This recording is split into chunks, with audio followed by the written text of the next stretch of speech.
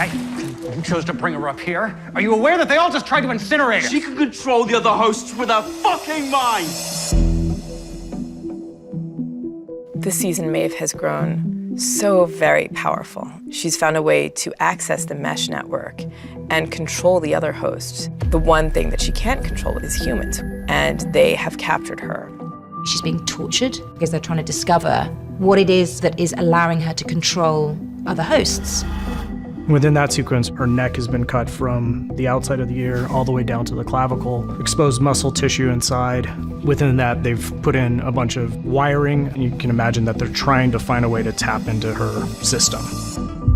The prosthetics were brilliant, and it's a fascinating process. It takes a long, long time.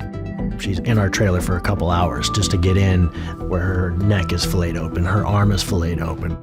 Most of the time, anything that's hyper-realistic, it'll be a medical food-grade silicone, which gives you, one, the haptics, it feels like real skin, and then two, it has a bit of translucency like real skin does, so it reads on camera just like real skin. That whole sequence of her suffering on the table breaks your heart.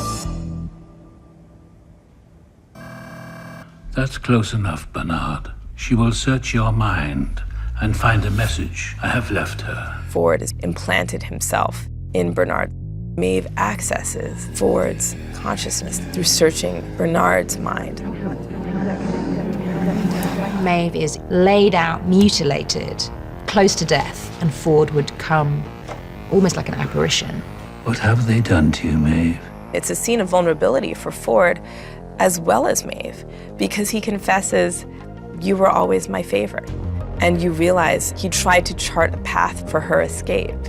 Even in the face of being able to go out into the real world, Maeve chose the love of her daughter over that, and that surprises Ford. I had a different story in mind for you.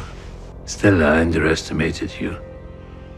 A big theme of the whole season is the way that love and the emotional connections that these hosts were given as part of their narratives were a function of their waking up. Maeve is completely pulled the cover on this thing. She knows that all of her attributes were given to her by designers. She knows that her narratives are written by human beings, and yet she's not going to give up the story of her daughter. She's going to reclaim it. You stayed here in this world to save your child. So have I.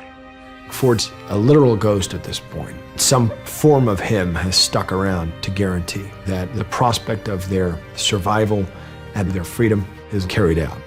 He's realized, as a father of a creation, that you cannot dictate the course of your children's lives. And so he tells her he just needed to give her the freedom to make her own choices. And in doing that, he gives her one last parting gift, which is he turns her mesh network back on.